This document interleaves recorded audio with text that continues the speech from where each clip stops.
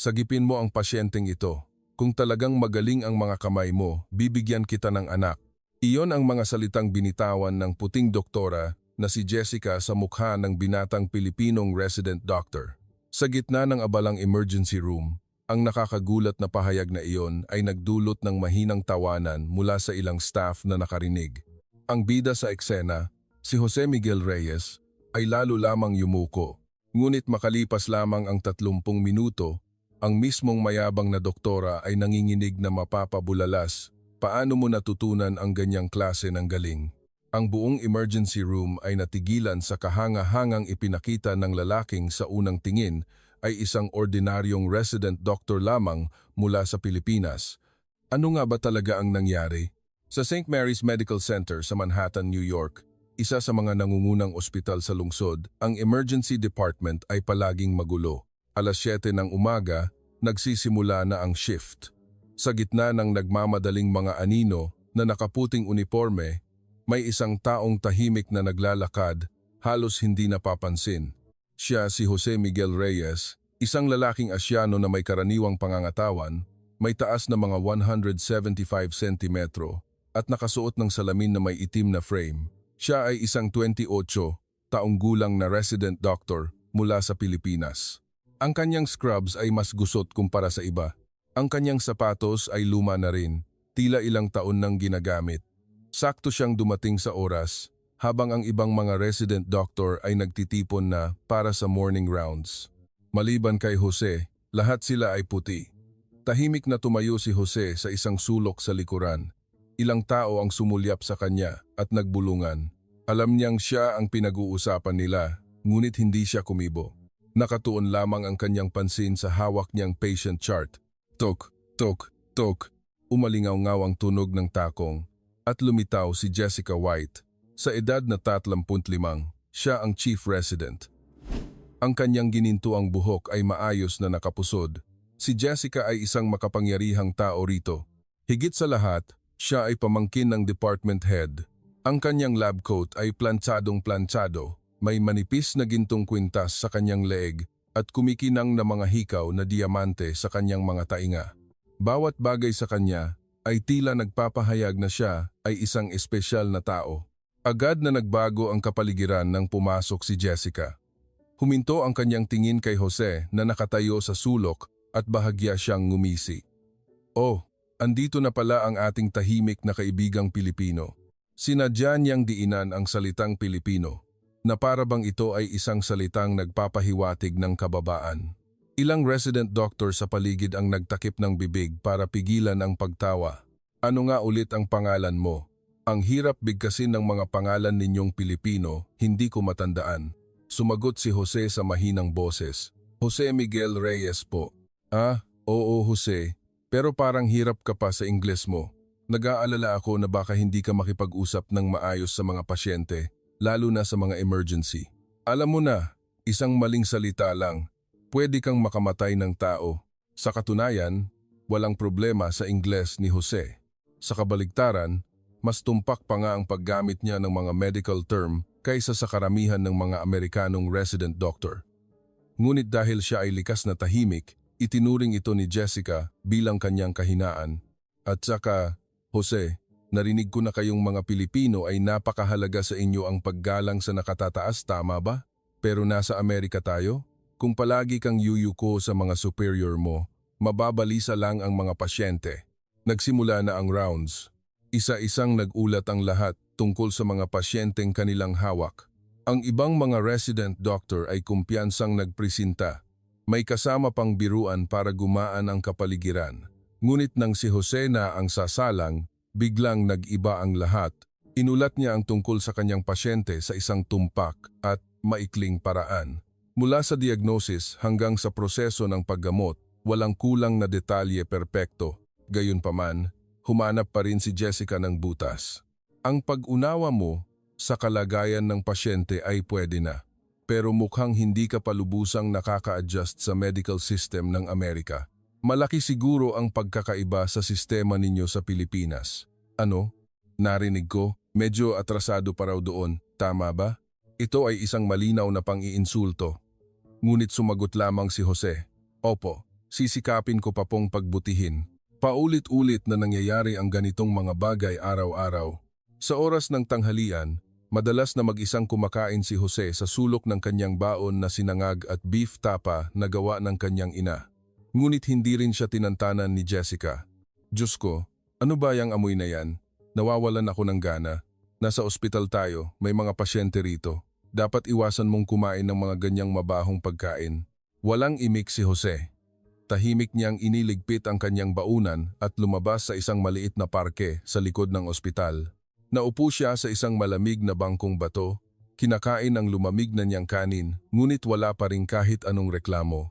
Mas masakit pa ang mga nangyayari sa harap mismo ng mga pasyente. Kapag may puting pasyente, lalong nagiging walang hiya si Jessica. Marami po kaming mahuhusay na Amerikanong doktor dito sa ospital, huwag po kayong mag-alala. Hayaan ninyong ako na mismo ang humawak sa inyo sa halip na itong estudyanteng Pilipino.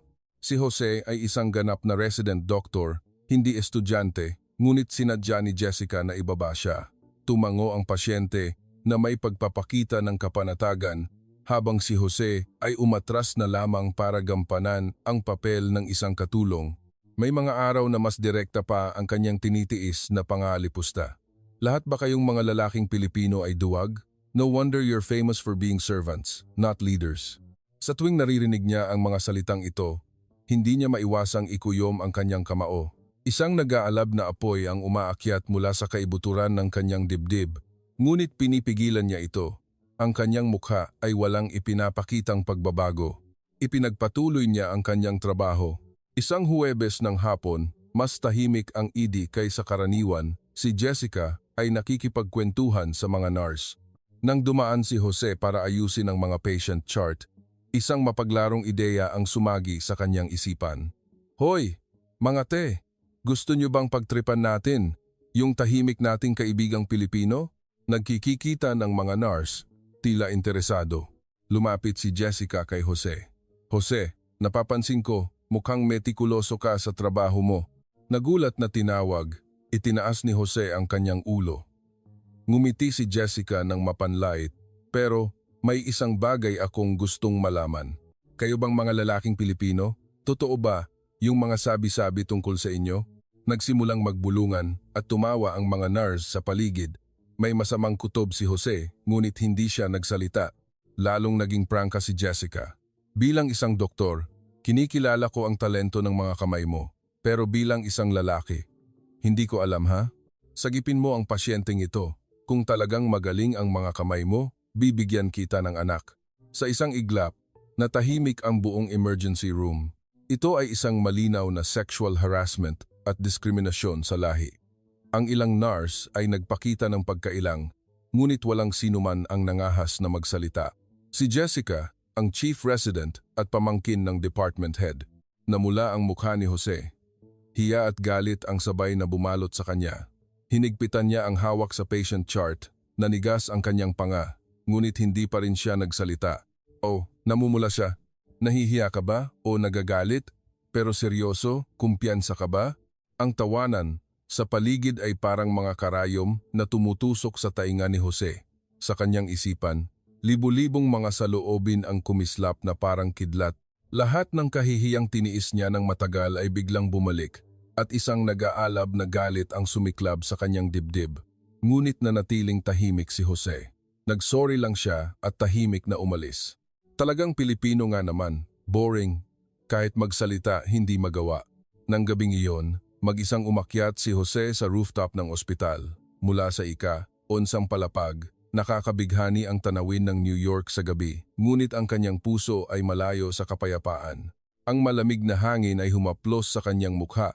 At sa kanyang mga mata ay may magkahalong emosyon, galit, pagkadismaya, at higit sa lahat, isang malalim na kalungkutan. Ngunit kasabay nito, may isang dahilan kung bakit hindi siya maaaring sumuko. Kinuha ni Jose mula sa kanyang bulsa ang isang lumang litrato. Sa larawan, may isang dalagang nakangiti ng buong saya. Hintayin mo lang ako ng kaunti pa, bulong niya sa sarili. Hindi pa ito ang tamang panahon. Para sa isang dahilan na siya lang ang nakakaalam, kailangan niya pang magtiis, ngunit tila ayaw na siyang paghintayin ng tadhana. Kinabukasan, isang pangyayari ang magaganap. Isang pangyayari na babago sa lahat. Kabanata 2. Ang kidlat sa katahimikan. Alas 11 ng Biyernes ng umaga. Walang kamalay-malay si Jose na ito na ang sandaling babago sa kanyang kapalaran. Tahimik pa rin siyang nag-aayos ng mga patient chart tulad ng dati. Ang emergency room ay sobrang abala ngayon. 2 pasyente mula sa aksidente sa sasakyan kaninang madaling araw, isang 60 taong gulang na lalaking inatake sa puso, at isang taong grasa na walang malay dahil sa alcohol poisoning. Ang mga nurse ay patakbo-takbo, at ang ibang mga resident doctor ay abala rin sa kani-kanilang mga pasyente. Tinitingnan ni Jose ang kalagayan ni Gnang Santos, isang matandang pasyenteng may sakit sa tiyan na tinanggap niya mula kagabi. Ang matandang babae, isang Pilipino-Amerikano na nasa 70s, ay dumating sa ED 2 araw na ang nakalipas dahil sa matinding sakit ng tiyan. Isang ibang resident doctor ang unang sumuri sa kanya ngunit walang nakitang kakaiba kaya pinag-obserbahan na lang. Nang makita si Jose, natuwa ang matanda. Ay iho, ang batang doktor na Pilipino, mas panatag ako kapag kababayan ko ang nakikita ko. Bahagyang ngumiti si Jose at maingat na sinuri muli ang kalagayan ng matanda. Habang kinakapa ang kanyang tiyan, may naramdaman siyang hindi tama. May isang napakaliit na pagbabago na pinalampas ng naunang doktor.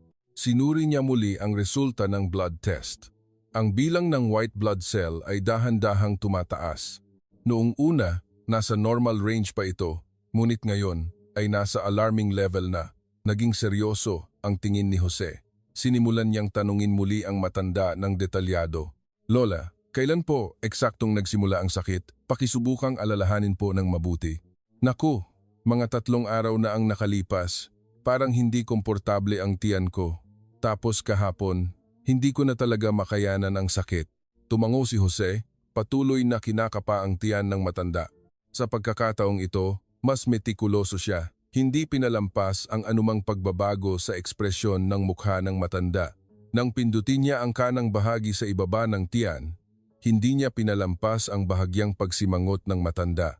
Maaring appendicitis ito. Gayunpaman, sa mga matatandang lampas si Tompong, ang mga sintomas ay madalas na hindi tipikal.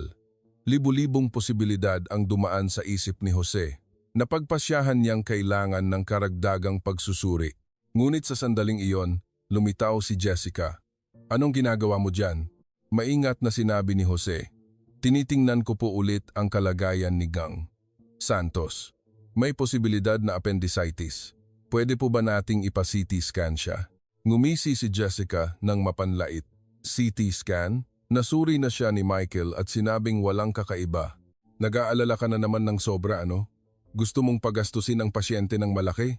Pero patuloy pong tumataas ang white blood cell count niya at may mga senyales siya ng pananakit sa tiyan. Sa Pilipinas ba? Lahat ng pasyente, pinapa-CT scan ninyo, nasa Amerika tayo, kailangan nating isaalang-alang ang cost effectiveness. Paano kung mag-order ako ng hindi kailangang test at rekluhin ako ng insurance company? Ang ilang nurse sa paligid ay tumango. Iniisip din nilang nag-overreact si Jose. Wala na siyang masabi. Isa lamang siyang first-year resident. Si Jessica, ang chief resident. Bigyan mo na lang siya ng karagdagang pain reliever at obserbahan. Kung may magreklamo dahil sa isang mamahaling test, ikaw ang mananagot. Napilitang tumango si Jose, ngunit isang bahagi ng kanyang puso ang hindi mapakali. Ang kanyang medical intuition ay nagbababala na may isang bagay na napalampas. Mga 2:00 ng hapon, paulit-ulit na binibisita ni Jose si Gnang Santos. Matapos turukan ng pain reliever ayon sa utos ni Jessica, tila nabawasan ang sakit ng matanda ngunit sa mata ni Jose mayroon pa ring kakaiba. Lola, kumusta po ang pakiramdam ninyo? Medyo masakit pa rin iho, pero mas maigi na kaysa kanina.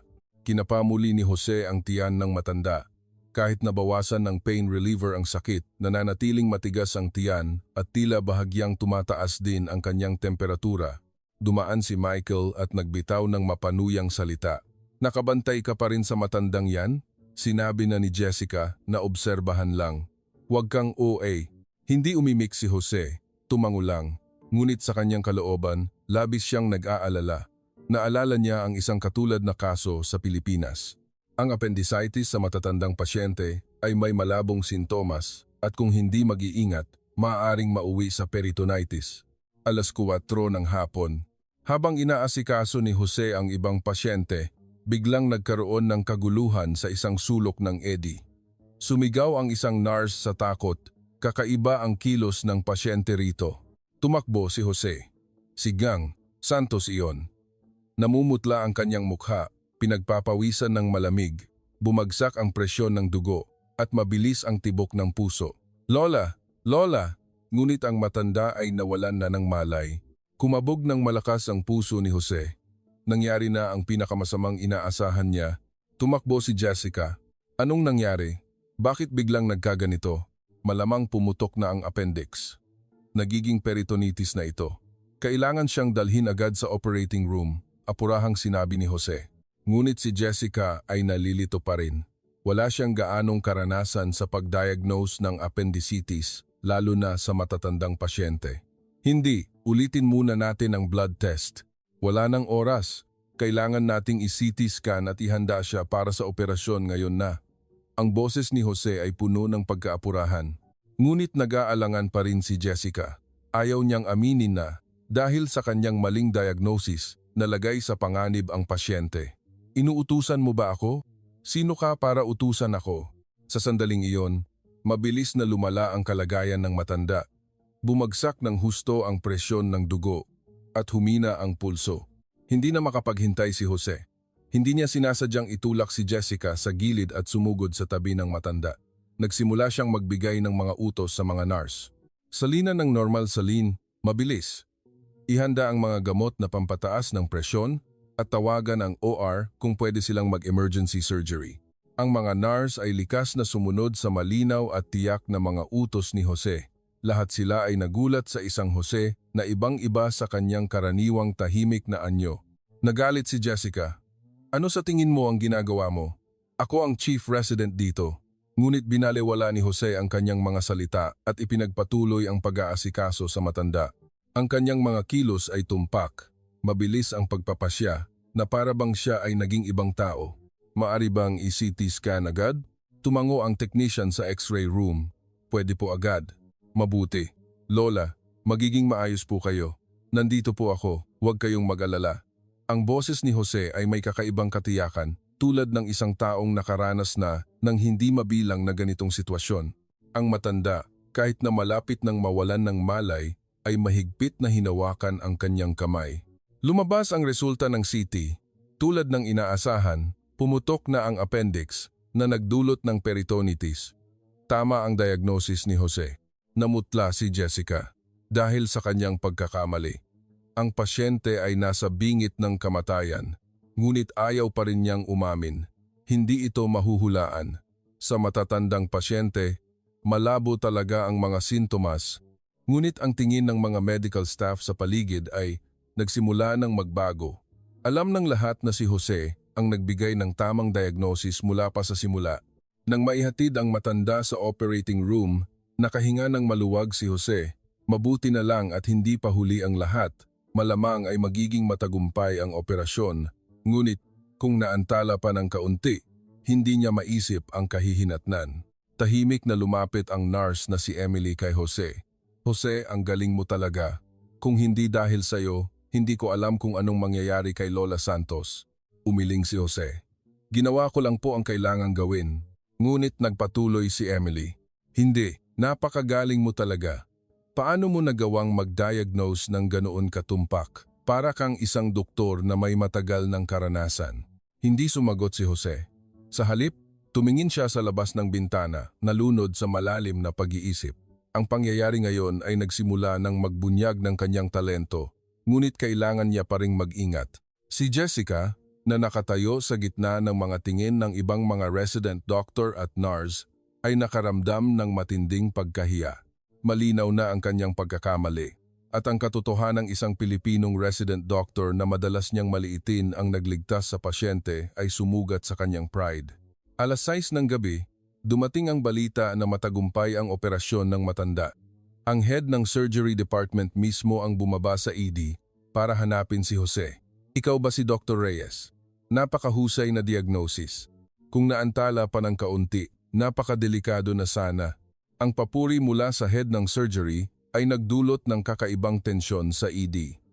Lahat ng mata ay nakatuon kay Jose, habang si Jessica ay namumula ang mukha.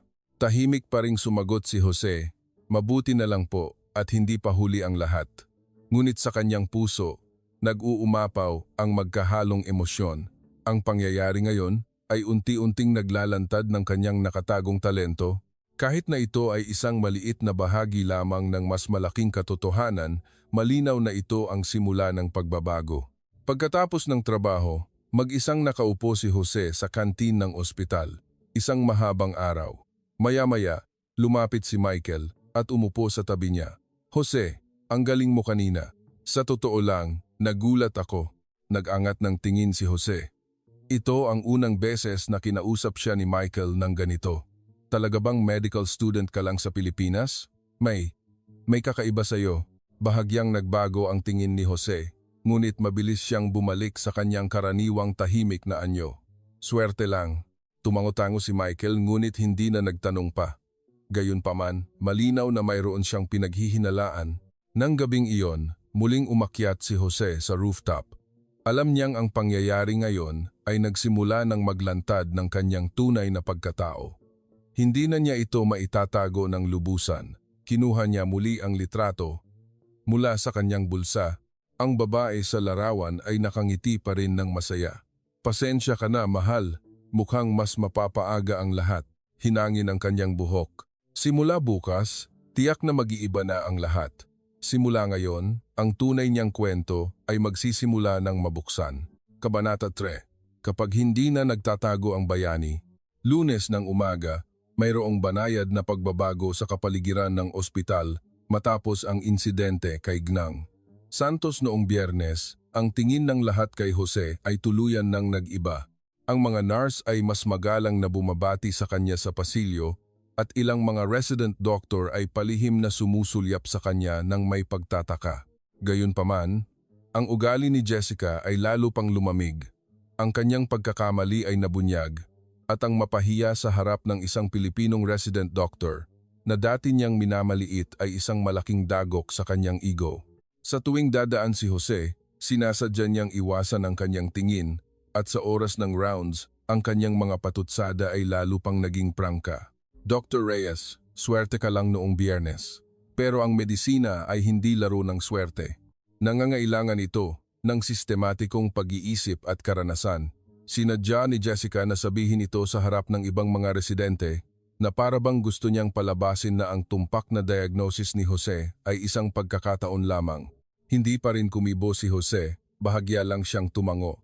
Ngunit mayroong kakaiba sa kanyang mga mata kumpara dati, na para bang isang bagay na matagal nang natutulog sa kanyang kalooban ay unti-unti nang nagigising. Martes ng hapon, isa pang insidente ang naganap sa ED. Isang 20 taong gulang na puting lalaki ang dinala na nakahawak sa dibdib mga tipikal na sintomas ng atake sa puso. Si Michael ang naatasang pangunahing doktor. Gayunpaman, dahil sa kakulangan ng karanasan, nagkamali si Michael sa paunang pangangasiwa. Mali ang pagbasa niya sa electrocardiogram, hindi napansin ang ST elevation at na-diagnose ito bilang simpleng angina. Pinainom lamang niya ng nitroglycerin ang pasyente at inobserbahan. Ngunit nang masulyapan ni Jose ang EKG, nanigas ang kanyang ekspresyon. Ito ay malinaw na isang atake sa puso. Ang pasyente ay nangangailangan ng agarang coronary intervention. Sa isip ni Jose, mabilis ang mga kalkulasyon.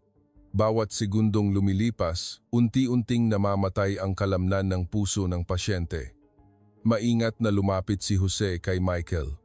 "Pwede ko bang tingnan ulit ang EKG?" Sumagot si Michael nang may pagkainis. "Anong titingnan pa?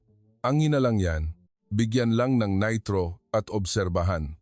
Ngunit hindi sumuko si Jose. Ang buhay ng pasyente ay nasa panganib. Muli niyang sinuri ang EKG. Sa V2-V4 leads, may malinaw na ST elevation. Siguradong anterior wall myocardial infarction ito. "Michael, mas mukha itong atake sa puso. Kailangan nating dalhin ang pasyente sa cath lab ngayon na." Nagalit si Michael. "Hoy, sino ka para turuan ako sa diagnosis? Marunong din akong magbasa ng EKG." Sa sandaling iyon, biglang lumala ang kalagayan ng pasyente. Bigla siyang nawalan ng malay at bumagsak, ventricular fibrillation. Nangyari ang lahat sa isang iglap. Kumilos si Jose ayon sa kanyang instinct. Agad siyang sumugod sa pasyente at sinimulan ang cardiopulmonary resuscitation. Ang kanyang mga kilos ay tumpak. Ang lalim at bilis ng chest compressions ay perpekto.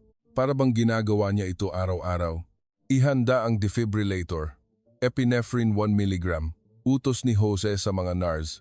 Ang kanyang boses ay puno ng kumpiyansa at autoridad. Automatikong sumunod ang mga NARS. Matapos ang dalawang shock, bumalik ang tibok ng puso ng pasyente. Agad na tinawagan ni Jose ang cardiac center, humihiling na maghanda para sa isang emergency coronary intervention. Lahat ng proseso ay naging tuloy-tuloy at natural. Ang mga medical staff sa paligid ay namangha. Hindi nila akalain na ang tahimik na si Jose ay kayang humawak ng isang emergency situation ng ganoon kahusay. Lalo na ang kanyang CPR skills na nasa level na ng isang espesyalista. Huling dumating si Jessica at inalam ang sitwasyon. Anong nangyari? Naguguluhang sumagot si Michael. Biglang bumagsak ang pasyente. Si Jose ang nag-revive. Sumimangot si Jessica. Sa pangalawang pagkakataon, lumitaw si Jose sa kritikal na sandali at nagligtas ng isang pasyente at higit pa, para itama ang pagkakamali ni Michael. Matapos mailipat ang pasyente sa cardiac center, naging kakaiba ang kapaligiran sa ED. Lahat ay tumingin kay Jose nang may ibang pananaw. Ang ipinakitang galing ng isang first-year resident ay lampas sa karaniwang pangunawa. Tahimik na sinabi ni Emily kay Jose, "Jose, sobrang galing mo. Ang perpekto ng CPR mo, para kang isang espesyalista." Tahimik pa ring sumagot si Jose, "Nag-aral lang po akong mabuti sa eskwelahan." Ngunit umiling si Emily, Hindi ganoon. Ang iyong mga kilos, ang iyong pagpapasya, lahat ay parang sa isang doktor na may matagal ng karanasan. Sigurado ka bang medical student ka lang sa Pilipinas?" Bago pa makasagot si Jose, sumingit si Jessica, "Emily, huwag mo siyang masyadong purihin. Basic na pamamaraan lang yan, na nasa libro, walang espesyal." Ngunit ang tingin ng mga taong nakapaligid ay malinaw na nagbago. Ito na ang pangalawang beses, hindi na masasabing tsamba. Iyon ay isang napakatumpak at bihasang pamamahala. Miyerkules, isang mas nakakagulat na pangyayari ang naganap. Isang 30 taong gulang na buntis ang dinala sa ED. Siya ay 36 na linggong buntis at biglang nagkaroon ng pagdurugo. Hindi pa dumarating ang obstetrician at ang ED ang kailangang unang rumesponde. Si Jessica ang nakatalaga, ngunit kulang siya sa karanasan sa mga emergency sa obstetrics. Kahit sinuri niya ang pasyente, hindi niya matukoy ang tamang diagnosis. Hindi niya masabi kung ito ay placental abruption, placenta previa o iba pang dahilan. Nakatayo si Jose sa gilid, inoobserbahan ang pasyente. Nang tingnan niya ang tiyan ng buntis, naging matalas ang kanyang mga mata. Base sa hugis, paninigas ng matris, at dami ng dugo, pinaghihinalaan niya na ito ay isang kaso ng placental abruption, isang napakadelikadong sitwasyon. Ang placental abruption ay nagbabanta sa buhay ng ina at sanggol at maaaring mangailangan ng agarang emergency C-section. Ngunit nag-aalangan pa rin si Jessica. Maingat na lumapit si Jose. "Iniisip niyo po ba ang posibilidad ng placental abruption?" Mataray na sumagot si Jessica. "Hindi ako OB specialist, no. Huwag kang basta-basta magbanggit ng sakit." Ngunit sa sandaling iyon, mabilis na lumala ang kalagayan ng buntis. Dumami ang pagdurugo, nagsimulang bumagsak ang presyon ng dugo, at naging hindi stable ang tibok ng puso ng sanggol. Kritikal ang sitwasyon, hindi na nakapagpigil si Jose. Ang buhay ng pasyente ay nasa panganib. Itinulak niya si Jessica sa gilid at diretsong lumapit sa pasyente. "Nurse, tawagan ang OB resident ngayon na at sabihan ang OR na maghanda para sa emergency C-section. Maghanda rin ng dugo para sa transfusion." Ang mga utos ni Jose ay tumpak at mabilis. Nagsimulang kumilos ang mga NARS ayon sa kanyang sinabi. Susubukan sanang tumutol ni Jessica, ngunit napakabilis ng mga pangyayari. Ginawa ni Jose ang lahat ng hakbang para i-stabilize ang pasyente. IV fluids, oxygen, tuloy-tuloy na monitoring. Lahat ay perpekto na para bang isang OB specialist ang kumikilos. 10 minuto ang lumipas, dumating ang OB resident. Matapos malaman ang sitwasyon, agad niyang iniutos na ilipat ang pasyente sa OR. Pinuri niya ang paunang diagnosis at pamamahala ni Jose bilang perpekto. Sino ang unang humawak? Napakahusay. Kung naantala pa ng kaunti, napakadelikado na sana. Lahat ng mata ay napunta kay Jose. Ito na ang 3 beses. Hindi na ito maaaring maging pagkakataon lamang. Ang kanyang galing ay malinaw na lampas sa antas ng isang first-year resident. Namutla si Jessica. Ang kanyang mga pagkakamali ay paulit-ulit na itinatama ni Jose. Hindi na niya ito maaaring ituring bilang pagkakataon o swerte. Huwebes ng tanghali, nagsimulang kumalat ang mga tsismis tungkol kay Jose sa mga resident doctor. May kakaiba kay Jose. Sobrang galing niya. Sigurado ba kayong medical student lang siya? Diretsong tinanong ni Michael si Jose. Jose, magsabi ka ng totoo. Galing ka lang ba talaga sa med school sa Pilipinas? Mukha kang napakaraming karanasan. Nag-alinlangan si Jose. Alam niyang hindi na magiging madali ang pagtatago, ngunit hindi pa ito ang tamang oras para ibunyag ang lahat. Sa Pilipinas, medyo mas marami lang akong karanasan. Isang malabong sagot. Ngunit naramdaman ni Michael na may mas malaking sikreto sa likod nito. Hindi na siya nagtanong pa. Nang gabing iyon, pumunta si Jessica sa opisina ng department head, si Dr. Thompson. Naisip niyang hindi na niya maaaring hayaan si Jose. Pakiramdam niya nanganganib ang kanyang posisyon. Tito, yung resident doctor na Pilipino, si Jose Miguel Reyes, may kakaiba sa kanya. Ang galing niya ay kahina-hinala. Nagpakita ng interes si Dr. Thompson. Kakaiba, paanong paraan? Kamakailan, sunod-sunod niyang nahawakan ng perpekto ang mga mahihirap na kaso. Hindi iyon ang antas ng isang first-year resident. Posible po bang pineken niya ang kanyang karanasan? Nag-isip si Dr. Thompson. Sa katunayan, nakarinig na rin siya ng mga magagandang sabi-sabi tungkol kay Jose. Pinuri siya ng head ng surgery at narinig din niyang mataas ang tingin sa kanya ng mga nurse. Ngunit may punto rin si Jessica. Sige, ipapacheck ko. Ngumiti si Jessica ng may kasiyahan. Akala niya, anumang pagkatao ni Jose, malapit na itong mabunyag. At kung may problema, maaari niyang patalsikin si Jose sa ospital.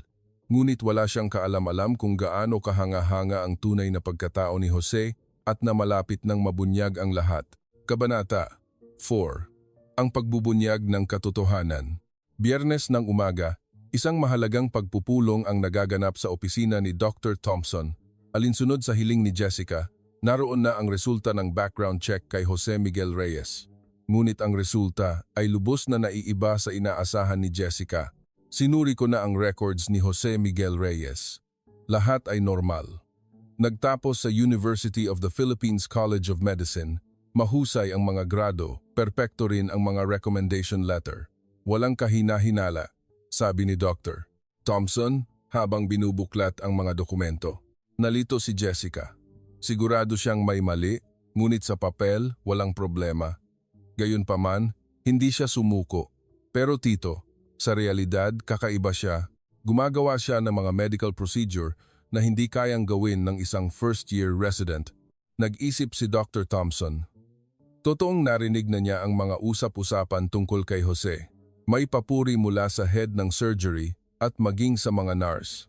Kung ganoon, mas mabuting subukan natin siya ng direkta.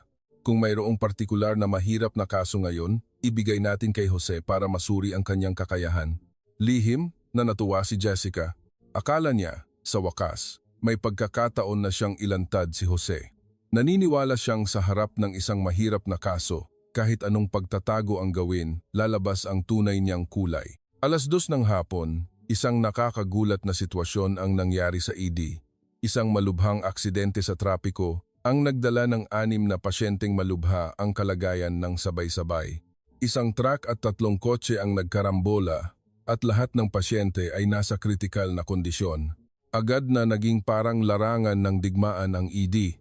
Naghiwa-hiwalay ang mga medical staff para asikasuhin ang bawat pasyente. Sinadya ni Jessica na ibigay ang pinaka-critical na pasyente kay Jose. Isang 40 taong gulang na lalaking may multiple trauma at walang malay. Ang pasyente ay may head injury, chest injury at abdominal injury ng sabay-sabay. Ang sitwasyon ay napakakomplikado na hindi malaman kung saan magsisimula. Ito ay isang trauma na kahit ang mga bihasang espesyalista ay mag-aatubili. Inaasahan ni Jessica na matataranta si Jose, ngunit ang kanyang reaksyon ay lubos na naiiba. Pagkakita pa lang sa pasyente, nagsimula siyang mahinahong suriin ang sitwasyon. Nagbago ang mga mata ni Jose.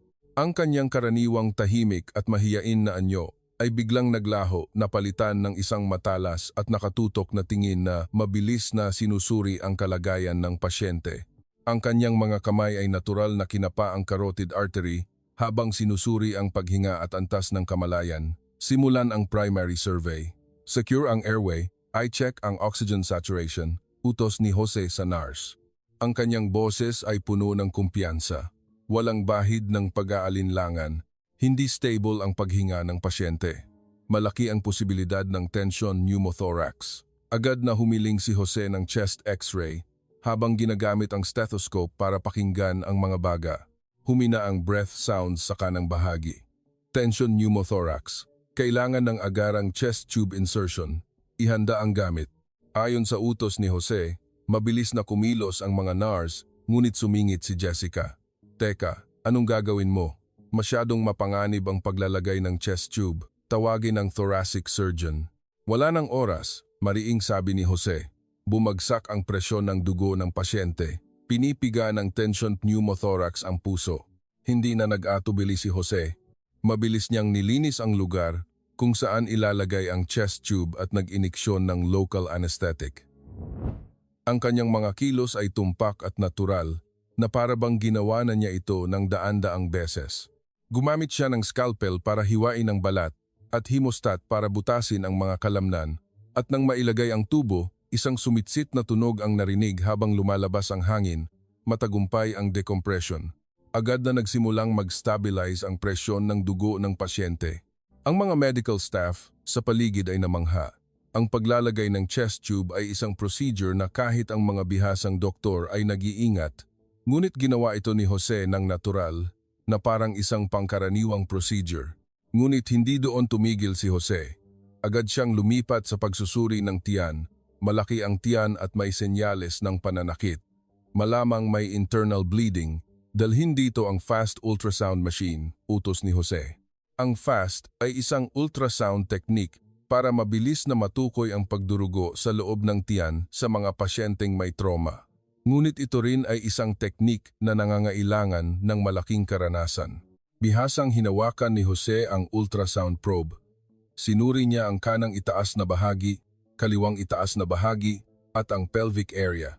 May free fluid sa tiyan, malinaw na internal bleeding, kumpirmado, ihanda para sa emergency surgery. Ang diagnosis ni Jose ay tumpak at mabilis ang pagkilos. Kasabay nito, humiling siya na maghanda ng dugo para sa transfusion. Nasaksihan ni Dr. Thompson ang buong proseso. Hindi niya maitago ang kanyang pagkamangha. Ang isang first-year resident na perpektong humahawak sa isang komplikadong polytrauma case ay isang bagay na hindi kapani-paniwala. Sa huli, sinuri ni Jose ang head injury. Tiningnan niya ang pupil reflexes at nagsagawa ng mga neurological test. Mabuti na lang at walang senyales ng pagdurugo sa utak. Ngunit sigurado ang concussion. Matapos ang lahat ng pagsusuri at paunang lunas, inilipat ang pasyente sa operating room sa isang stable na kondisyon dahil sa mabilis at tumpak na pagpapasya ni Jose na iligtas ang buhay ng pasyente. Nang tumahimik ang ED, lahat ng mata ay nakatuon kay Jose. Hindi sila makapaniwala sa kanilang nasaksihan. Ang tahimik na Pilipinong resident doctor ay perpektong nagsagawa ng trauma management sa antas ng isang espesyalista. Lumapit si Dr. Thompson kay Jose. Dr. Reyes, napakahusay, ngunit paano mo nagawang maglagay ng chest tube ng ganoon kahusay? Nag-alinlangan si Jose.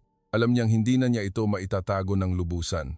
Sa Pilipinas po, medyo mas marami lang akong karanasan. Medyo lang? Ang ipinakita mong galing ay nangangailangan ng hindi bababa sa 10 taong karanasan. Sabihin mo sa akin ang totoo, nagbago ang tingin ni Jose. Hindi na niya ito maitatago sa isang malabong sagot. Lahat ng medical staff sa paligid ay nakatingin sa kanya.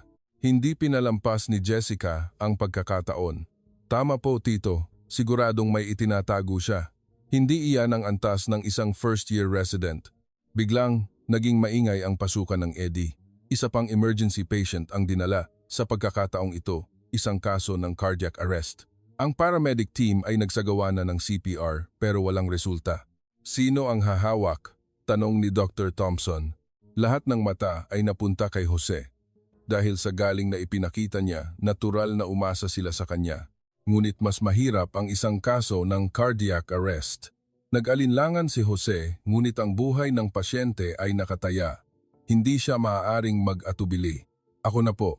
Mula sa sandaling iyon, tuluyang naging ibang tao si Jose. Ang kanyang karaniwang tahimik at pasibong anyo ay naglaho. Ang kanyang mga mata ay matalas, ang kanyang mga kilos ay tumpak. Para siyang isang doktor na hinubog sa larangan ng digmaan. Ipinagpatuloy ni Jose ang CPR at mabilis na sinuri ang kalagayan ng pasyente. Ang EKG ay nagpakita ng ventricular fibrillation, kailangan ng defibrillation. Clear. Ang utos ni Jose ay puno ng katiyakan. Matapos ang unang shock, walang resulta. Agad siyang nag-iniksyon ng epinephrine 1 mmg, amiodarone 300 mmg. Ang kanyang pagpili ng gamot at dosis ay perpekto. Kabisado niya ang Advanced Cardiac Life Support Guidelines. Matapos ang pangalawang shock, nagsimulang tumibok muli ang puso ng pasyente. Nakahinga ng maluwag ang lahat, ngunit hindi doon tumigil si Jose.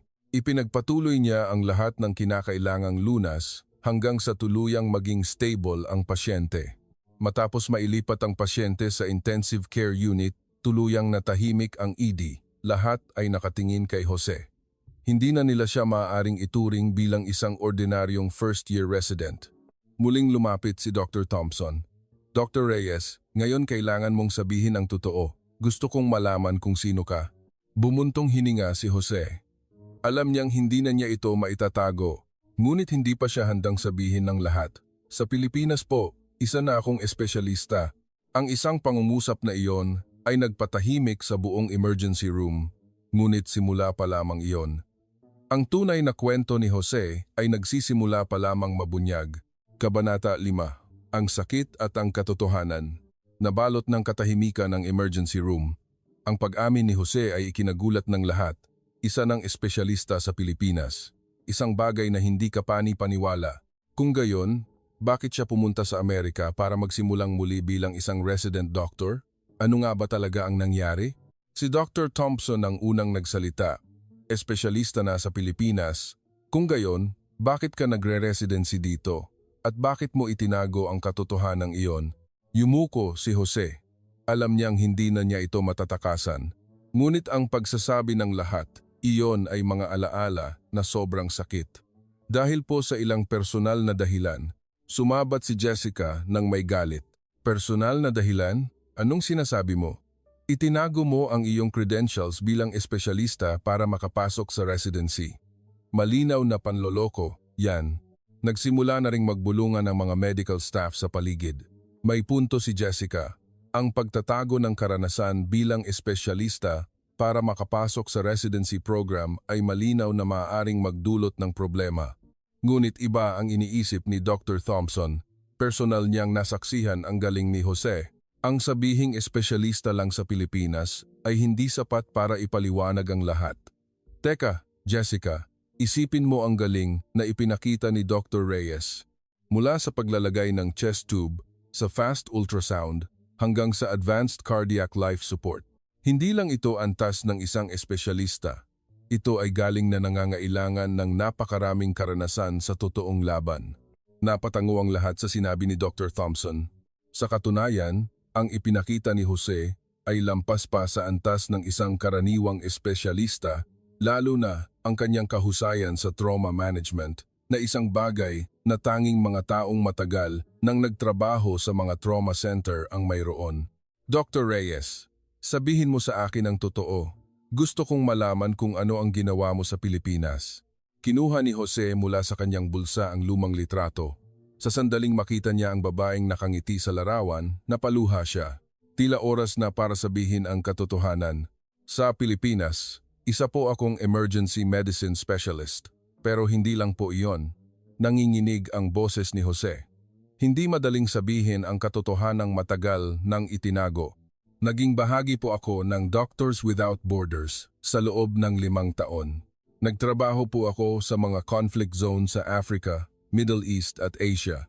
Mas malaki pa ang pagkabigla ngayon, Doctors Without Borders.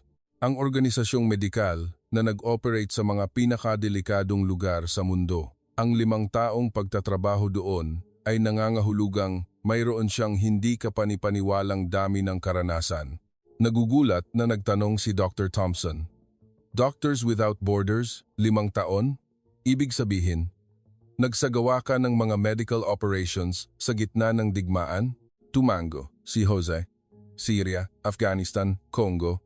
Nag-opera ako sa mga lugar kung saan lumilipad ang mga bala, nagligtas ng mga pasyente sa gitna ng mga pagsabog. May mga araw na kailangan kong operahan ang 30 tao. Tuluyang nagbago ang kapaligiran sa ED. Ang sikreto sa likod ng kahanga-hangang galing ni Jose ay nabunyag na. Isang galing na hinubog sa 5 taon sa larangan ng digmaan, kayang ipaliwanag ang lahat ng ipinakita niya ngayon. Pati si Jessica ay nawalan na ng masasabi. Ang maging bahagi ng Doctors Without Borders ay isa sa mga pinakamataas na karangalan sa medisina. Hindi niya maaaring basta-basta na lang batikusin ang isang tulad niya. Kung gayon, bakit mo itinago ang karanasang iyon at nag-residency dito? Maingat na tanong ni Emily. Dumilim ang mukha ni Jose. Iyon ang tanong na tumatama sa pinakamasakit na bahagi. Tiningnan niyang muli ang litrato sa kanyang kamay. Siya po ang aking fiancé. Huminahon ang boses ni Jose. Doktora rin po siya. Nagkakilala kami habang nagtatrabaho para sa Doctors Without Borders noong magkasama kami sa Syria. Naputol ang kanyang pagsasalita. Isang napakasakit na alaala. Binomba po ang ospital. Nasa labas po ako noon habang siya ay nasa kalagitnaan ng operasyon. Hindi ko po siya nailigtas. Natahimik ang ED. Ramdam ng lahat ang sakit ni Jose. Ang pighati ng pagkawala ng isang minamahal ay lubos na nadama. Pagkatapos po noon, hindi ko na kayang maging doktor. Sa tuwing nakakakita ako ng pasyente, naaalala ko siya. Sa tuwing papasok ako sa operating room, bumabalik ang alaala ng araw na iyon, patuloy ni Jose. Kaya bumalik ako sa Pilipinas at tinalikuran ng propesyon. 1 taon akong walang ginawa, pero ang huling mga salita niya ay patuloy na umalingaw-ngaw sa aking tainga. Ano ang sinabi niya? Mahinang tanong ni Dr. Thompson. Sinabi niya, huwag mong sukuan ang pagiging doktor, magligtas ka pa ng maraming tao. Kaya nagpasya akong magsimulang muli. Ngunit hindi na ako ang dating ako. Pumunta ako sa Amerika na may kaisipang matutunan muli ang lahat mula sa simula. Ngayon, lahat ay naipaliwanag na. Kung bakit napakatahimik ni Jose, kung bakit niya sinubukang itago ang kanyang galing, at kung bakit laging may lungkot sa kanyang mga mata. Pinunasan ni Emily ang kanyang mga luha. Kaya pala, palagi kang tahimik. Hindi namin alam. Pasensya ka na. Ngunit si Jessica ay hirap pa ring tanggapin. Napagtanto niya kung gaano siya naging malupit sa kanya. Lalo na ang kanyang sexual harassment noon, isang bagay na hindi mapapatawad. Lumapit si Dr. Thompson kay Jose. Dr. Reyes. Hindi, Dr. Jose. Isa kang pambihirang tao. Pagkatapos mong danasin ang ganyang sakit, pinili mo pa ring bumalik sa medisina. Lubos kitang hinahangaan. Umiling si Jose. Hindi pa po ako ang dating ako. Marami pa ring pagkakataon na natatakot ako. Natatakot na mawalan ng pasyente. Natatakot na mabigo muli. Pero tingnan mo ang mga pasyenteng iniligtas mo ngayon. Kung hindi dahil sa iyong galing at karanasan, hindi sila mabubuhay. Sa sandaling iyon, naging maingay ang pasukan ng ED. Dumating ang mga pamilya ng mga pasyenteng ginamot ni Jose ngayon. Ang apo ni Gnang Santos, ang asawa ng pasyenteng inatake sa puso, ang asawa ng buntis, lahat sila ay dumating para magpasalamat kay Jose. Doc, dahil po sa inyo, nabuhay muli ang lola ko. Maraming salamat po. Kung hindi po dahil sa inyo, hindi ko alam kung anong mangyayari sa asawa ko. Habang buhay ko pong tatanawin na utang na loob ito. Ang sunod-sunod na pasasalamat ay muling nagpaluha kay Jose. Dahil sa mga sandaling ito, bumalik siya sa pagiging doktor para sa huling habilin niya para magligtas pa ng maraming tao. Nasaksihan ni Jessica ang lahat ng ito at nakaramdam ng matinding kahihiyan. Napagtanto niya kung gaano siya nabulag ng prejudice, kung gaano niya tiningnan si Jose sa isang makitid na pananaw. Gusto niyang lumapit kay Jose, ngunit hindi niya maigalaw ang kanyang mga paa. Gumawa ng desisyon si Dr. Thompson. Dr. Jose, mula ngayon, opisyal na naming kikilalanin ang iyong karanasan. Bilang galing sa Doctors Without Borders, karapat-dapat ka sa pinakamahusay na pagtrato sa ospital na ito. Ngunit umiling si Jose. Hindi na po kailangan. Gusto ko pa rin pong maging resident doctor.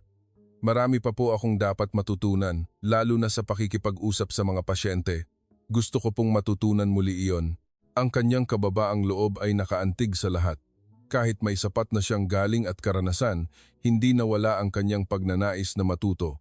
Nang gabing iyon, muling umakyat si Jose sa rooftop. Ngunit sa pagkakataong ito, hindi siya nag-iisa. Naroon si Emily, Michael, at ilang iba pang nurse. Taos puso nilang hinahangaan si Jose. Jose, mula ngayon, tratratuhin ka na namin ng tama. Hindi namin alam noon. Pasensya na talaga. Sincere na sabi ni Michael. Bahagyang ngumiti si Jose. Isang totoong ngiti. Pagkatapos ng mahabang panahon. Okay lang. Ako nga dapat ang humingi ng pasensya dahil hindi ako naging tapat mula sa simula. Hinangin ang kanyang buhok. Tumingin si Jose sa langit at tahimik na kinausap siya. Salamat mahal. Sa tingin ko, kaya ko nang magsimula muli. Ngunit hindi pa tapos ang lahat. Si Jessica ay nakikipagbuno pa rin sa pagtanggap sa katotohanan at isang mas malaking pagsubok ang naghihintay. Makakaya kaya ni Jose na tuluyang malampasan ang nakaraan at magsimula ng bagong buhay. Kabanata A6. Ang pagtubos at bagong simula. Kinabukasan, tuluyan nang nagbago ang kapaligiran sa ospital. Nang mabunyag ang tunay na pagkatao ni Jose, ang tingin ng lahat ng medical staff sa kanya ay puno na ng paggalang. Ang maging bahagi ng Doctors Without Borders ay isang pinakamataas na karangalan sa medisina. Kapag naglalakad si Jose sa pasilyo, yumuyuko ang mga nurse bilang pagbati. Ang mga doktor mula sa ibang departamento ay tumitingin sa kanya ng may interes. Ngunit tanging si Jessica ang naiiba. Hindi siya nakatulog buong gabi. Hindi niya mapigilang isipin kung gaano siya naging malupit kay Jose, lalo na ang mga mapanirang salita ng sexual harassment na paulit-ulit na tumatakbo sa kanyang isipan. Ang sabihin niyon sa isang taong dumaranas ng trauma matapos mawalan ng minamahal sa Doctors Without Borders. Iyon ay isang bagay na hindi matitiis. Sa morning rounds, iba si Jessica kaysa dati. Mas tahimik siya. Nang magulat si Jose tungkol sa pasyente, hindi siya sumabat. Sa halip, yumuko siya at umiwas ng tingin. Napansin din ng ibang mga resident doctor ang kakaibang pagbabagong ito ni Jessica. Napansin ni Jose ang pagbabago ni Jessica ngunit hindi kumibo. Tahimik pa rin niyang ginawa ang kanyang trabaho. Ngunit may isang pagkakaiba kumpara dati, hindi na siya yumuyuko at sinubukan niyang mas aktibong makipag-usap sa mga pasyente. Mga 10:00 ng umaga, isang espesyal na pasyente ang dinala sa ED. Isang 7 taong gulang na batang babaeng Pilipino-Amerikano na nahulog sa playground at nasugatan sa ulo. Gising ang bata ngunit walang tigil sa pag-iyak at ang kanyang mga magulang ay sobrang nag-aalala. Si Michael ang unang humawak, ngunit dahil iyak ng iyak ang bata, napakahirap itong suriin. Lalo na ang ina ng bata na pilit siyang pinapatahan sa Tagalog, ngunit walang maintindihan si Michael. May marunong bang magtagalog dito? Inis na tanong ni Michael. Sa sandaling iyon, tahimik na lumapit si Jose. Ako na. Nang lumapit si Jose sa bata, mabilis na nagbago ang sitwasyon. Ginamit niya ang malambing na Tagalog para pakalmahin ang bata at ang mga magulang nito. Huwag kang mag-alala, nak. Nandito si Kuya Doktor. Gagaling ka, ha? Huwag kang matakot. Tumigil sa pag-iyak ang bata sa mainit na boses ni Jose. Nakahinga rin ng maluwag ang mga magulang. Ang pagkakaroon lamang ng isang Pilipinong doktor doon ay sapat na para gumaan ang kanilang loob. Maingat na sinuri ni Jose ang bata. Habang nagsasagawa ng mga neurological test, patuloy siyang nakikipag-usap sa bata. Sa halip na gumamit ng mga teknikal na salita, ipinaliwanag niya ito sa mga simpleng salita na maiintindihan ng bata. Masakit ba ulo mo? Sabihin mo kay kuya, dito ba o dito? Nagtiwala ang bata kay Jose at sumagot ng tapat. Ipinakita ng pagsusuri na, mabuti na lang, walang malubhang pinsala sa utak, ngunit mayroong bahagyang concussion at kailangang obserbahan sa loob ng isang araw. Maingat na ipinaliwanag ni Jose ang sitwasyon sa mga magulang, hindi lang ang medikal na aspeto, kundi pati na rin ang mga dapat bantayan sa bahay. Lubos na nagpapasalamat ang mga magulang, nasaksihan ni Jessica ang buong proseso. Nakita niya ang imahe ng isang tunay na doktor sa paraan ng pagtrato ni Jose sa pasyente at sa pamilya nito. Hindi lang siya may kahangahangang galing, kundi mayroon din siyang pusong tapat na nagmamalasakit sa mga pasyente. Pagsapit ng tanghalian, lakas loob na nilapitan ni Jessica si Jose. Buong umaga siyang nag-isip. Alam niyang kailangan niyang humingi ng tawad ngunit hindi niya alam kung paano magsisimula. Jose, may oras ka ba? Nagangat ng tingin si Jose. Naramdaman niyang iba ang ekspresyon ni Jessica kaysa dati. Opo, bakit po? Nanginginig na, nagsimulang magsalita si Jessica. Gusto kong humingi ng tawad. Sa lahat ng nagawa ko, pasensya ka na talaga. Nagulat si Jose. Hindi niya akalain na hihingi ng tawad si Jessica. Ang mga sinabi ko sa'yo, hindi talaga mapapatawad, lalo na yung panliligalig na iyon. Nanginginig ang boses ni Jessica. Kapag naaalala niya ang kanyang ginawa, nakakaramdam siya ng matinding hiya at pagsisisi. Nang malaman kong galing ka sa Doctors Without Borders, doon ko lang naintindihan kung gaano ako naging ignorante at puno ng prejudice. Ang sabihin ng mga iyon sa isang taong nagdurusa dahil sa pagkawala ng minamahal, tahimik na nakinig si Jose. Ramdam niyang taos-puso ang pagsisisi ni Jessica. Jessica, okay lang. Hindi pwedeng okay lang. Hindi mapapatawad ang ginawa ko. Isa kang taong kagalang-galang. Habang ako, napakasama ko. Napaluha si Jessica. Kailanman ay hindi pa siya nakaramdam ng ganitong kahihiyan. Mahinang sinabi ni Jose, hindi rin po ako naging tapat mula sa simula. Itinago ko ang aking nakaraan, kaya hindi maiiwasan ang hindi pagkakaunawaan. Hindi, karapatan mo yon. Natural lang na gusto mong itago ang isang masakit na nakaraan. Pero ako, hindi na naipagpatuloy ni Jessica ang sasabihin. Muli niyang napagtanto kung gaano kalupit ang kanyang mga ginawa. Nag-isip si Jose sandali at saka nagsalita. Jessica, sa totoo lang, sobrang hirap po para sa akin noong una. Ang mga sinabi ninyo ay talagang masakit. Lalo pang namutla si Jessica. Pero siguro, kailangan ko rin iyong pagdaanan. Nakatulong iyon para maging mas matatag ako. Ang pagiging mapagpatawad ni Jose ay lalong nagpadama kay Jessica ng pagkakasala. Napagtanto niya kung gaano kasamang bagay ang nagawa niya sa isang mabuting tao. Jose, pasensya na talaga. Mula ngayon magbabago na ako. Pangako. Bahagyang ngumiti si Jose. Salamat Jessica, sapat na po yung intensyon. Sa sandaling iyon, isa pang emergency ang naganap sa ED. Isang aksidente ng pagkahulog mula sa isang construction site, isang pasyenteng malubha ang kalagayan ng dinala. Delikado ang sitwasyon. Pinaghihinalaan ang pinsala sa gulugod. Sa pagkakataong ito, si Jessica ang kusang loob na nagsalita. Ako na ang hahawak. Jose, pwede mo ba akong tulungan? Tumango si Jose. Nagtulungan ang dalawa sa paggamot sa pasyente.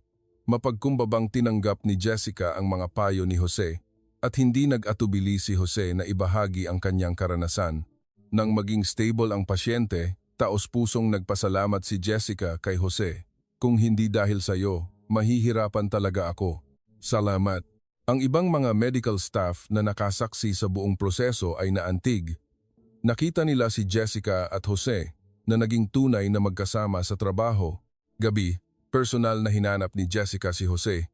Gusto niyang sabihin ang mga iniisip niya buong araw. Jose, gusto ko talagang magbago. Gusto kong maging isang tunay na doktor, tulad mo. Napatingin si Jose.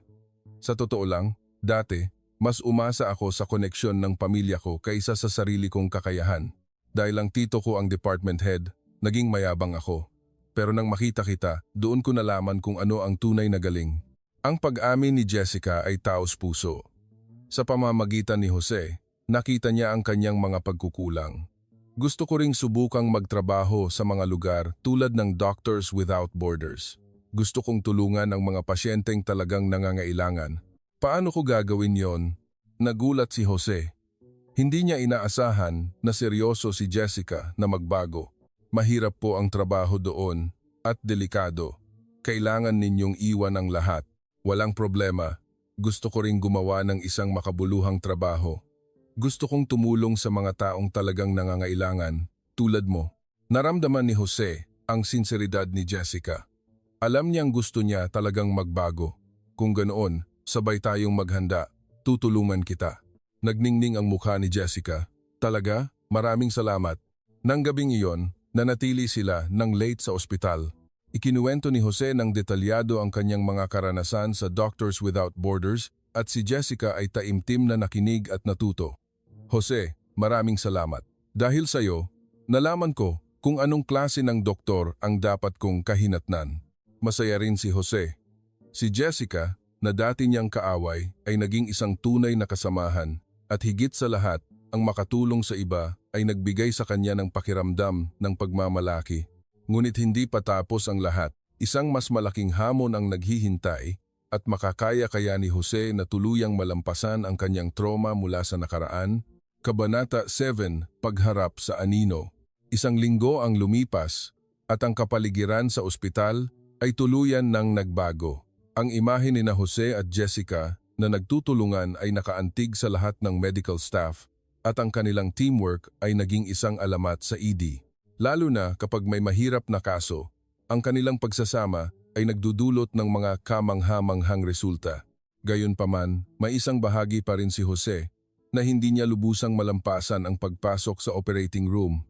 Kaya niyang hawakan ng perpekto ang lahat sa ED, ngunit ang pagsama sa pasyente sa OR ay nagbibigay pa rin sa kanya ng takot. Ang alaala ng araw na iyon, ang alaala ng operating room kung saan nawala ang kanyang minamahal, ay masyado pa ring sariwa. Martes ng hapon, isang malubhang emergency patient ang dinala. Isang biktima ng aksidente sa motor na may malalim na sugat sa tiyan, maraming nawawalang dugo at nangangailangan ng agarang operasyon. Perpektong natapos ni Jose ang paunang lunas, ngunit sinabi ng surgical team na kailangan nila ng oras para ihanda ang OR. Dr. Reyes, pwede ka bang sumama sa OR para tumulong? Alok ng head ng surgery. Ito ay resulta ng pagkilala sa kanyang galing, ngunit agad na namutla si Jose. Sa pagkarinig pa lang ng salitang operating room, bumilis ang tibok ng kanyang puso at nanginig ang kanyang mga kamay.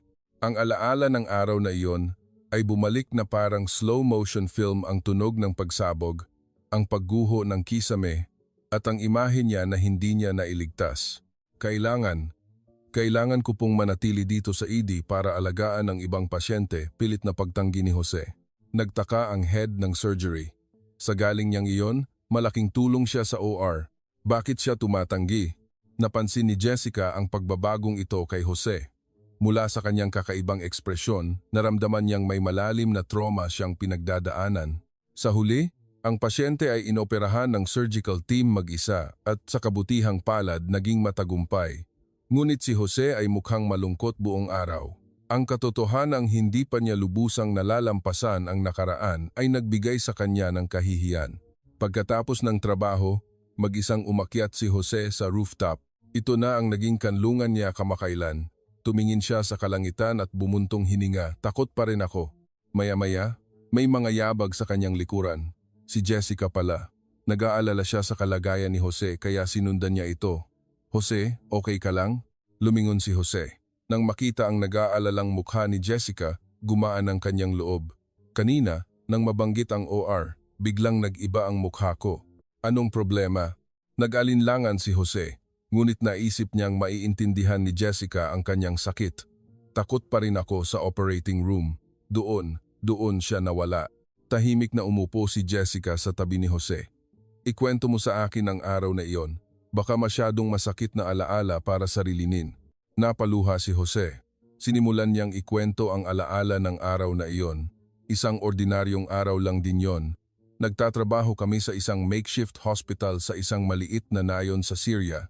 Nag-opera siya ng isang batang pasyente sa OR, habang ako naman ay nag-aasikaso ng mga bagong dating na pasyente sa ED.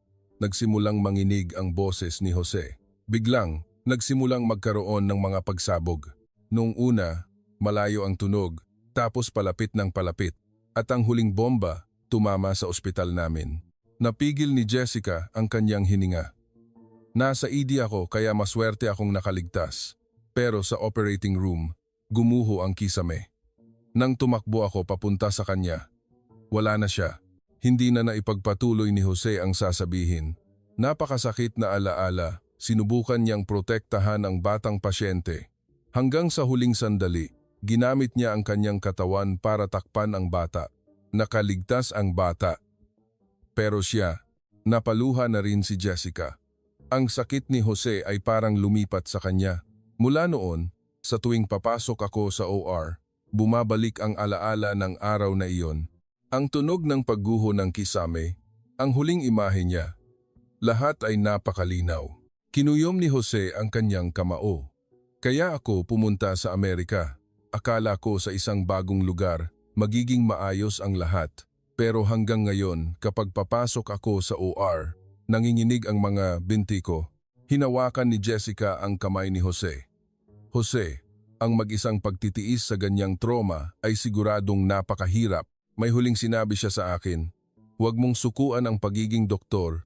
Magligtas ka pa ng maraming tao. Kaya nakayanan ko hanggang ngayon. Pero pagdating sa kritikal na sandali, hindi ko kayang pumasok sa OR. Siguro, mahina pa rin ako. Tiningnan ni Jessica si Jose. Ang imahe niya, isang taong dumaan sa ganoong sakit, ngunit pilit pa ring bumabalik sa pagiging doktor, ay lalo pang nagpahanga sa kanya. Jose, sapat na ang pagiging matatag mo, at sigurado akong ipagmamalaki ka rin niya. Talaga? Siyempre. Tingnan mo ang mga pasyenteng iniligtas mo sa ED. Si Lola Santos, ang pasyenteng inatake sa puso, ang buntis. Lahat sila, kung hindi dahil sa'yo, wala na sila. Gaya ng huling habilin niya, totoong nagliligtas ka ng maraming buhay. Medyo gumaan ang loob ni Jose. Ang mga salita ni Jessica ay nagbigay sa kanya ng aliw. Biglang, tumunog ang pager ni Jose. Isang emergency. Isang malaking sunog. Maraming pasyente ang dinadala. Nagmadali silang bumaba sa ED. Ilang pasyente na may paso ang dumating at mukhang malubha ang sitwasyon. Isa sa kanila ay may malalang paso at kailangan ng agarang operasyon. Ngunit may isang problema. Ang surgeon na naka-duty ay nasa gitna ng isa pang emergency surgery at hindi agad makakatugon. Lalong nagiging kritikal ang pasyente. Dr. Reyes, baka pwede kayo na ang gumawa, mungkahi ng isang nurse. Alam ng lahat ang galing ni Jose, ngunit kailangan itong gawin sa operating room. Namutla muli si Jose. Kritikal ang pasyente at alam niyang kailangan niyang kumilos, ngunit takot pa rin siya.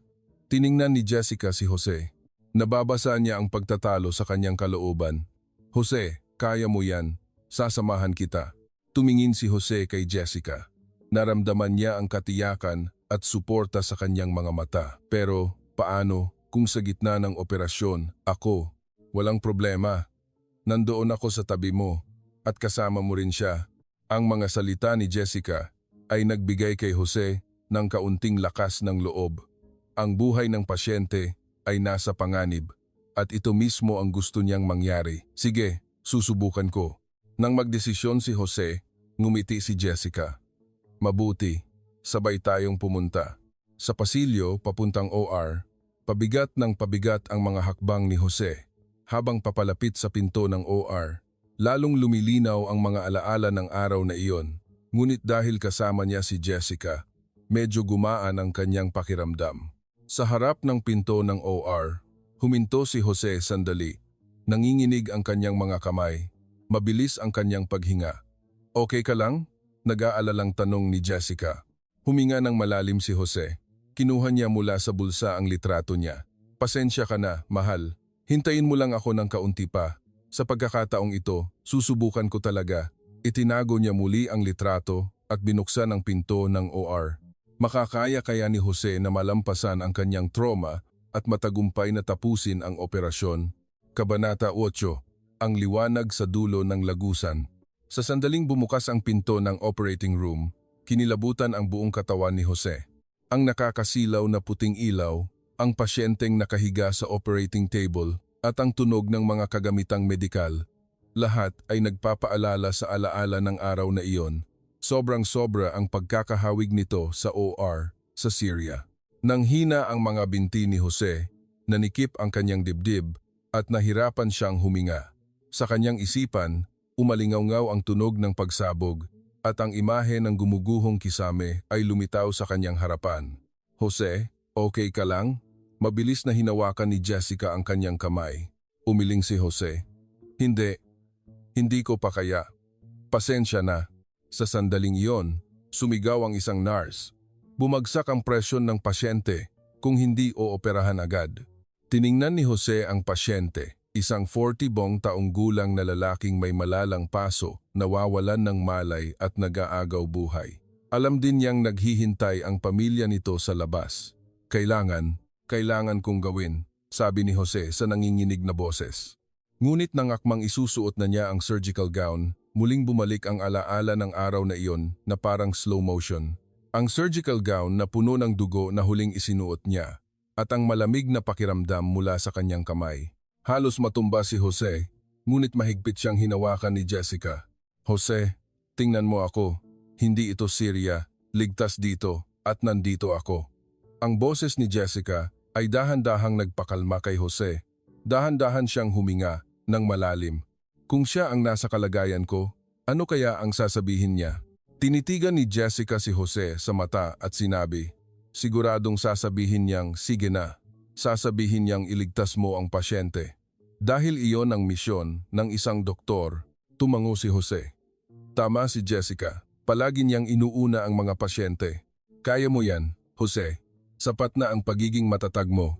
Muling huminga ng malalim si Jose. Sinimulan niyang isuot ang surgical gown. Nanginginig pa rin ang kanyang mga kamay, ngunit unti-unti nang nagiging stable ang kanyang isip. Nagsimula ang operasyon. Sa una, mas maingat ang mga kilos ni Jose kaysa karaniwan. Bahagyang nanginginig ang kamay na may hawak na scalpel at hindi pa lubos ang kanyang konsentrasyon. Patuloy siyang pinapalakas at tinutulungan ni Jessica sa tabi. Simulan ang pag-alis ng mga nasunog na tissue, sabi ni Jose. Ngunit mas malala ang paso kaysa sa inaasahan. Hindi lang balat, pati kalamnan ay nasira. Kailangan ng mas maselang operasyon at malamang ay mas matagal. Habang umuusad ang operasyon, unti-unting bumabalik sa dati si Jose. Ang mga karanasang natutunan niya sa Doctors Without Borders ay sunod-sunod na bumalik at ang kanyang mga kilos ay naging mas stable. Simulan ang pagkonekta ng mga ugat. Ang boses ni Jose ay puno na muli ng kumpiyansa. Nasaksihan ni Jessica ang pagbabago ni Jose at naantig. Kitang-kita niya kung paano niya unti-unting nalalampasan ang kanyang trauma. Sa kalagitnaan ng operasyon, isang hindi inaasahang problema ang lumitaw. Biglang bumagsak ang presyon ng dugo ng pasyente na humantong sa cardiac arrest. Naging tensyonado ang buong OR. Simulan ang CPR. Agad na reaksyon ni Jose. Ngunit sa sandaling iyon, muling sumagi sa isip niya ang alaala ng araw na iyon. Ganoon din siyang nag-cardiac arrest at ang pakiramdam ng kawalan ng magawa ay muling bumalot sa kanya. Nagsimula na namang manginig ang mga kamay ni Jose. Kahit nag-chest compressions siya, nawala ang kanyang konsentrasyon. Jose, mag-focus ka, sigaw ni Jessica. Ngunit si Jose ay nalilito sa pagitan ng nakaraan at kasalukuyan. Ang mukha ng pasyente at ang mukha niya ay nagpatong at ang ilaw sa OR ay parang liwanag mula sa isang pagsabog. Hindi pwede. Hindi ako pwedeng mawalan pa ng isa. Sa sandaling iyon, hinawakan ni Jessica ang balikat ni Jose at malakas na inalog. Jose, magising ka. Ang pasyenteng ito, kaya mong iligtas.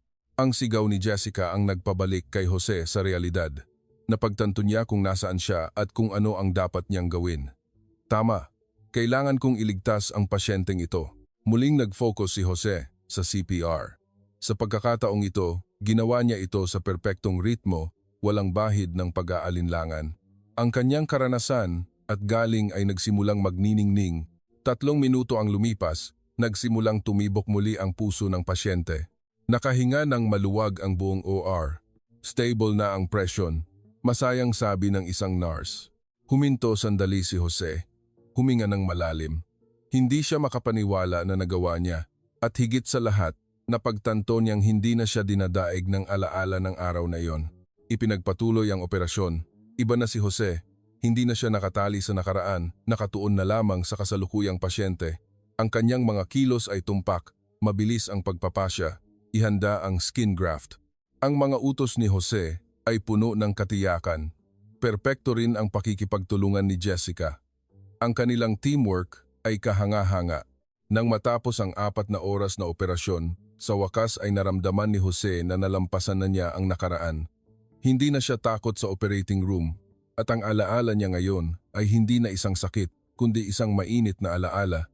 Tapos na ang operasyon, sabi ni Jose matapos tahiin ang huling tahi. Ang pamilya ng pasyente na naghihintay sa labas ay napaiyak nang makita si Jose. "Doc, maraming salamat po. Salamat po sa pagliligtas sa aming ama." Napaluha rin si Jose. Dahil sa mga sandaling ito, bumalik siya sa pagiging doktor. Paglabas ng OR, sinabi ni Jessica kay Jose, "Ang galing mo talaga, ibang-iba ka na." Tumango si Jose. Ngayon, tuluyan ko nang nalampasan, siguradong masaya na rin siya. Nang gabing iyon, huling umakyat si Jose sa rooftop ng ospital. Ngunit sa pagkakataong ito, hindi siya nag-iisa. Naroon si Jessica, Michael, Emily at marami pang kasamahan. "Jose, congratulations," sabi ng lahat. Kinuha ni Jose mula sa kanyang bulsa ang litrato niya sa huling pagkakataon. Ang babae sa larawan ay nakangiti pa rin ng masaya. "Salamat mahal, dahil sa iyo nakapagsimula akong muli. Ngayon, sa tingin ko, marami na akong maililigtas na tao." Hinangin ang litrato na para bang sumasagot siya. Niyakap ni Jose ang litrato at ngumiti kasama ang kanyang mga kasamahan. Ngayon, mayroon na siyang bagong pamilya at bagong pangarap. 3 buwan nang lumipas, sabay na nag-apply sina Jose at Jessica sa Doctors Without Borders. Nagpasya si Jessica na iwan ang lahat para maging isang tunay na doktor tulad ni Jose. "Talagang sasama ka?"